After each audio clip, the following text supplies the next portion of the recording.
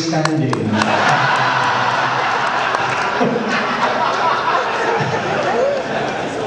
So we will be in solidarity with each other. I stand here, you stand there. Sige, better sit down.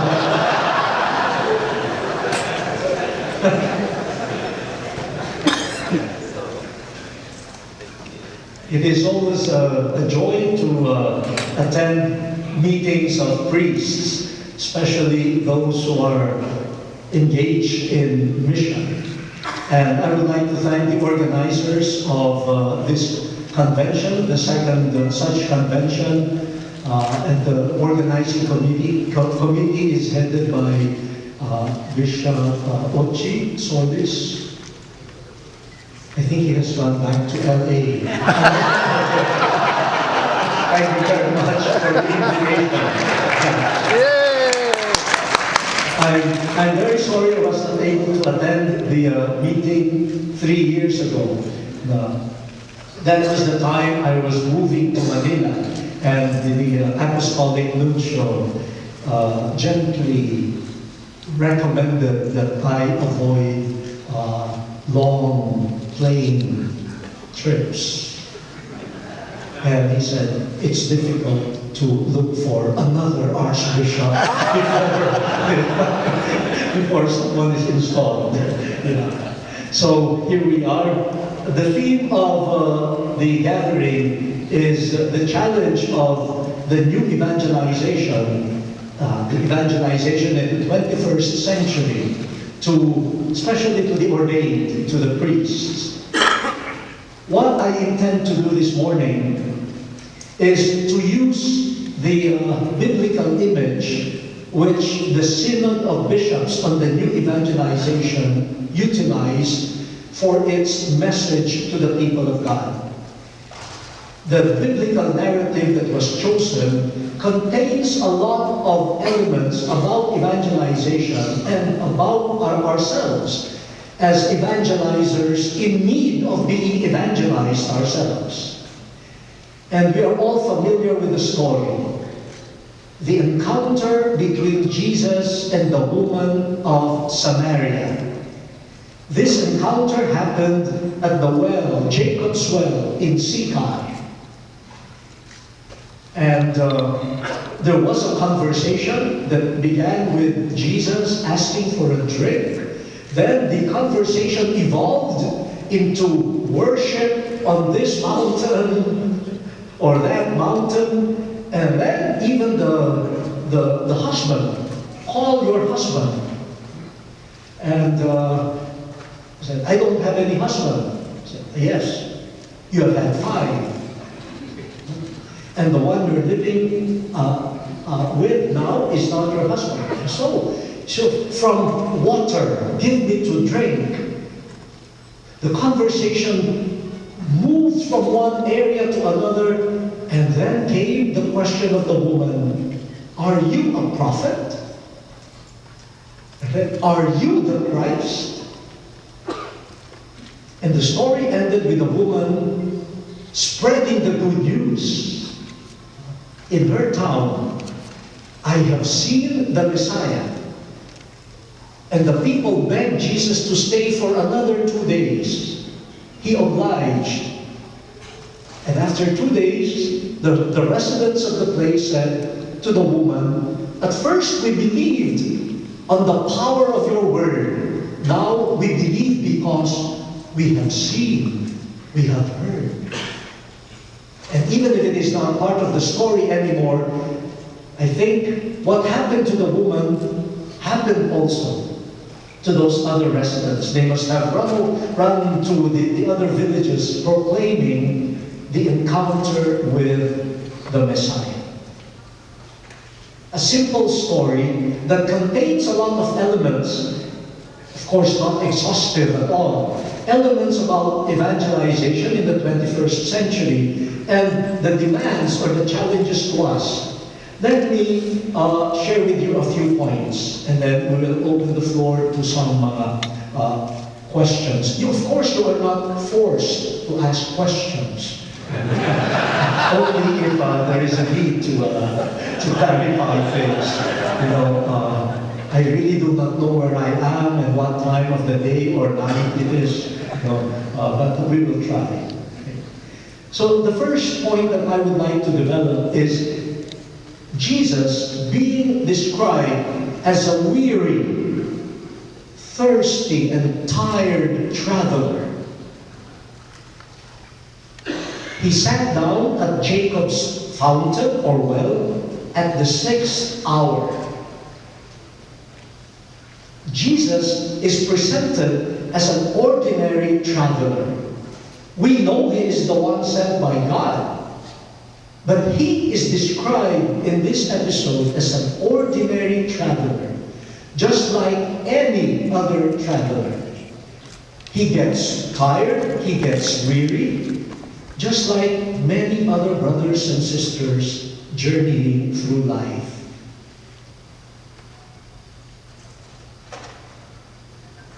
He was at the well already when the woman comes,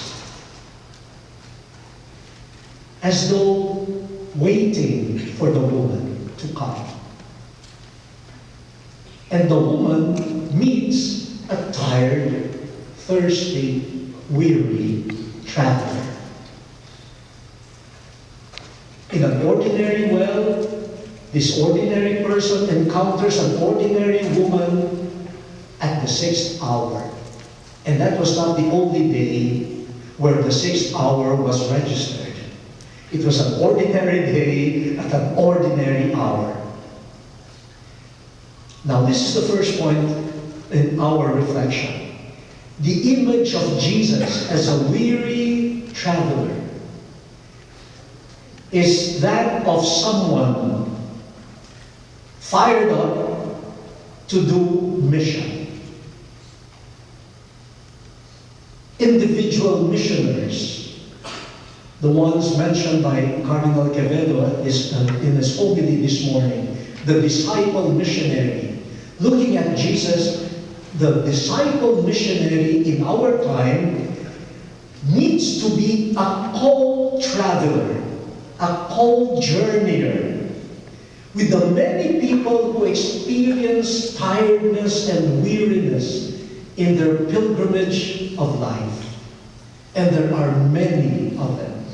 And I think no one among us can say, in our own in our own journeys, no one can say that we have not experienced tiredness, weariness, and thirst, hunger.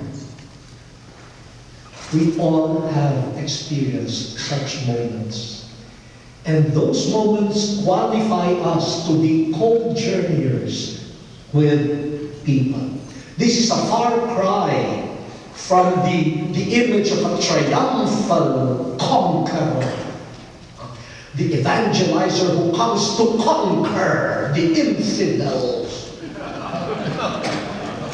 No. In the 21st century, the conqueror cannot evangelize. It is the humble person who walks with others. Yeah. That's the first challenge to all of us. Do we journey with people? And journeying with people emphasizes the people might call it old-fashioned, but it is the primal experience of evangelization in the gospel, which is from one person to another person. That's how the evangelization began. And that's how evangelization should continue and progress. Programmatic here is the first letter of St. John. What we have seen with our eyes, heard with our ears, and touched with our hands regarding the Word of God, we in turn proclaim to you, person to person. That's how Jesus did it. He met a woman, a Samaritan woman at the well. He entered the house of Zacchaeus. He called John and James. He called Peter and Andrew. He allowed the woman of ill repute to bathe his feet with her tears. Persons. While structures and institutions are important, evangelization usually happens in a deep manner when a person encounters another person. In my first diocese, I did not have an office, a room that one could call an office. And I was questioned, "Bishop, why don't you have an office?" I said, "I do." "Where?" "Wherever I am."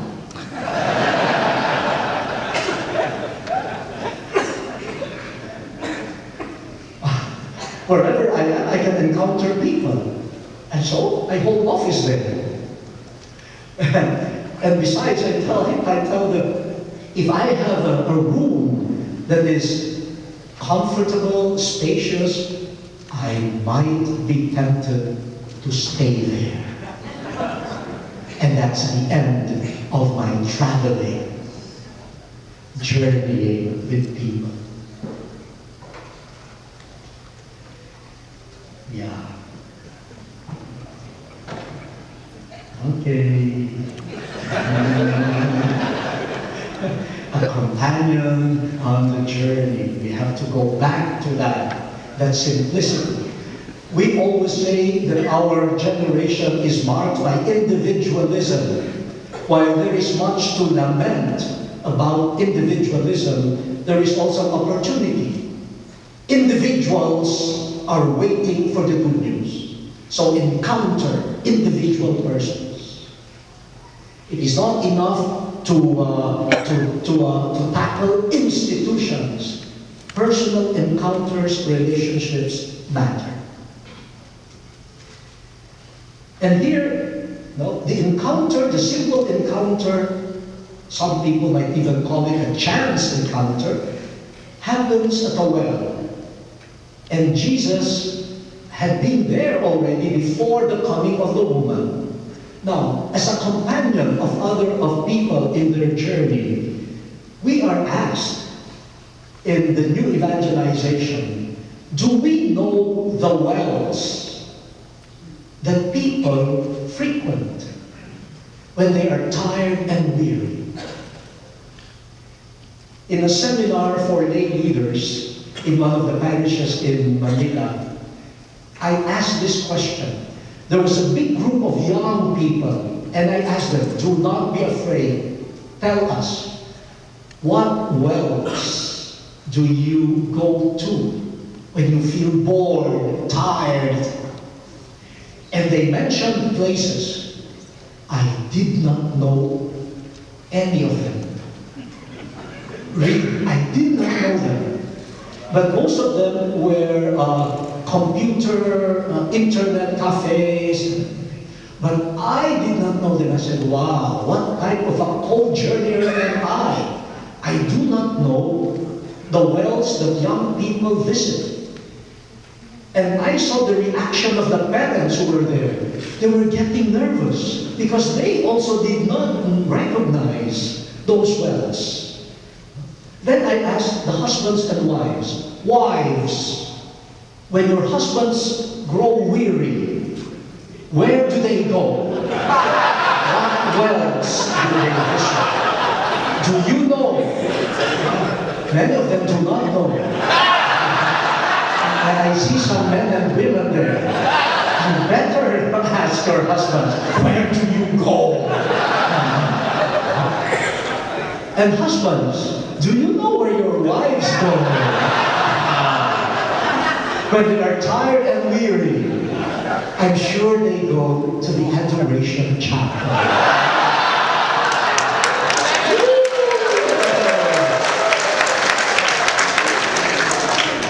And I ask ourselves, my brother bishops, do we know the wells that our priests visit? I love to know. I love to know. But I'm sure they are also curious. Where do the bishops go? Where do the bishops go? Where do we draw water? Adoration chapel. Of course, where else? Where else will we go, right? Yeah. But we can have a good laugh over this, but it can be disturbing because Jesus was present at the well before the coming of the woman. So I told the wives, if you know the wells frequented by your husbands, go there earlier. So if your husband goes to a beer garden, be there and welcome him. Let's have a date. That's the last time you will go to that well. Be there, be there. That's the evangelizer. Meet the persons there. But do we know where to go? But who will know where to go? Only those who journey with the flock. And the Synod on the new evangelization also challenged us. You are there at the wells in order to help people discern also whether the water that they are drawing from those wells is safe and really good for them. Because different types of water are being proposed to people to quench their tiredness and their thirst, but they often poison people. So a humble mode of doing evangelization, that of a companion in the journey, that makes us, this image makes us also enter our own journeys and from our own experience draw waters of compassion, understanding towards our brothers and sisters. In a retreat for lay people, during one of the discussions and sharing, a woman asked her companions for some guidance. She said that she, at every retreat, she made resolutions to be more patient, to be more understanding, but her patience, especially towards people who help in the house, like the cook or the laundry woman, her patience is very short. So I asked her why. She said, well, it's like the cook, she says, I give her instructions and she forgets. And that makes me impatient. But I asked her, are you a grandmother already? Yes. Do you remember all the names of your grandchildren? Now your memory also fails you. So you should be the one to understand her. When she forgets, you should be able to tell her, don't worry. We are companions in forgetfulness. You forget my instructions. I forget the names of my grandchildren. Don't worry. Don't be afraid. I understand you.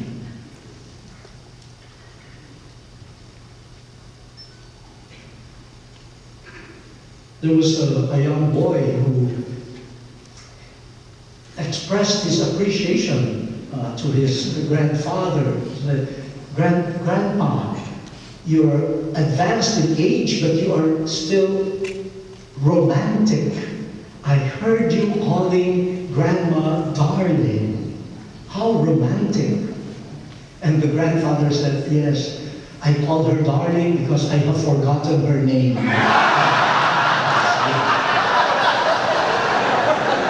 So, we are all travelers, co-travelers in this journey towards forgetfulness.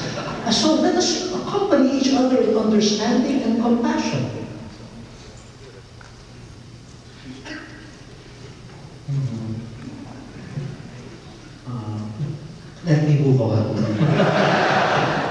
The second point is the place where the encounter happened. The fourth chapter of St. John identified the place as Sychar, the town of Sychar in Samaria. We know that this area was enemy territory. The Jews and the Samaritans had nothing that they held in common. But Jesus passes by, he sits there, and he even stays for a few days. Now, this is an important element in evangelization. Aside from the stance of being a co-journeyer, a humble co-journeyer, mindful of my own journey, seeing my own journey in the journey of other people, eliciting from me compassion and understanding. Here we find another element. The Synod of Bishops reminds us that while we have to sustain the faith life of our friends, those already evangelized, we should go to what we call, in quotation marks, enemy territory.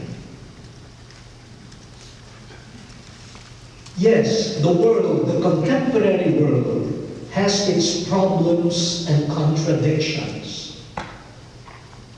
Nobody denies that.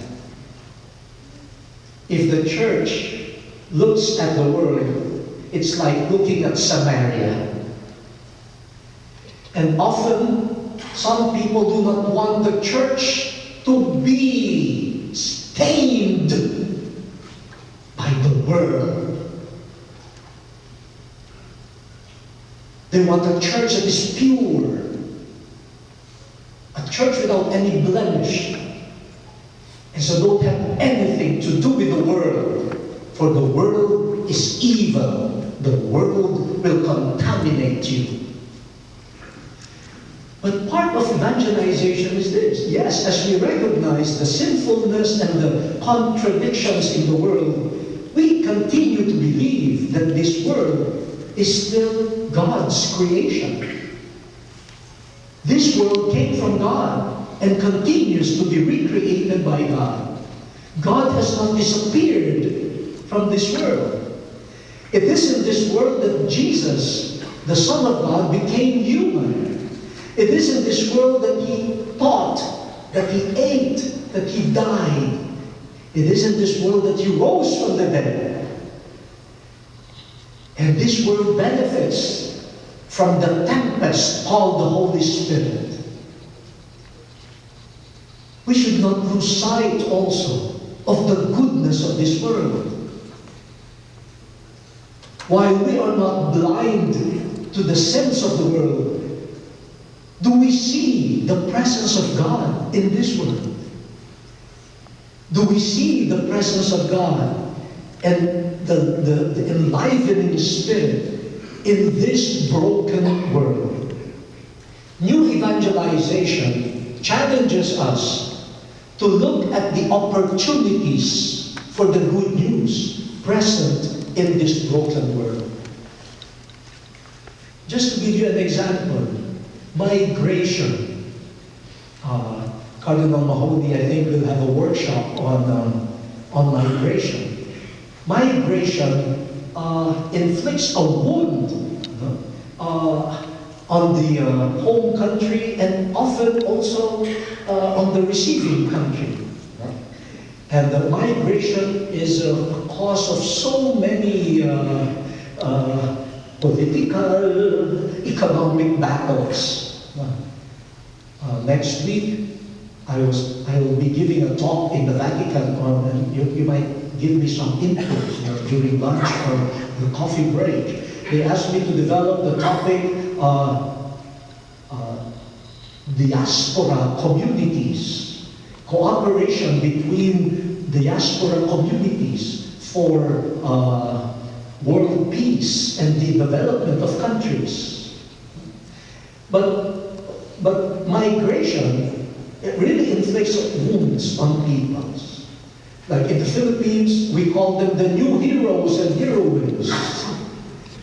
because of the millions of dollars that they're able to send. No? And because of the money that the overseas workers send to the country, the schools are alive, the shopping malls are alive. No? Yeah, the GDP rises mainly due to the contributions of migrants. But you also see the pay. There was an informal study done by some people in Catholic schools. They discovered that many of our children who have emotional and learning difficulties come from families with one or both parents away.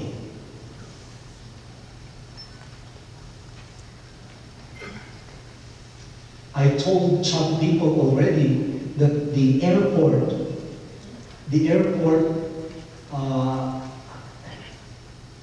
for me, is not a pleasant place to be in the Philippines, especially when you see parents leaving. Once I was in the pre-departure area and there was a woman there. No, all the time we're waiting for the flight, she was on her phone, talking with her child. It was baby talk. It was a mother assuring her child, "Mama will not forget you. Mama will not forget you." The pains. Yeah. But thanks to migration, the vicariate, the apostolic vicariate of Abu Dhabi and Dubai exists. Bishop Paul Hinder has been inviting me to Abu Dhabi. I had all excuses not to go, but he said, "You should come and visit the Filipino community. Without the Filipino workers, I don't have a diocese." He says, thanks to the migrants, in that part of the world, the church is present. Dubai. Dubai. Yeah. Once I took a flight going back to Manila from Rome, Emirates, Dubai. I was very tired, but when I got to the scanning machine for the luggages, there were 3 Filipinos there. And I said, "Oh, Cardinal," and they left their posts, and they assisted me and said, "Hey, go back to your work. You might lose your job. I cannot repay you for your kindness or whatnot." So these are the people that Bishop Paul Hinder was talking about. Cardinal Scola of Milan invited me to give some talks to the priests in Milan and the lay people. I think 1,200 priests of the Archdiocese of Milan attended in the morning. In the afternoon, 8,000 lay people attended and religious. Sunday, he invited the Filipino community. 20,000 Filipinos attended the Mass. The Duomo was filled. And it took me 45 minutes to get to the door after the Mass. No? And the Master of Ceremony said, "Your Eminence, we should greet the people who are not able to enter." I thought there was a sprinkling of some people standing there. When the doors opened, wow, the whole piazza and the major roads surrounding the cathedral filled with people, another 11,000 out there. And I think it was the auxiliary bishop, I don't remember now,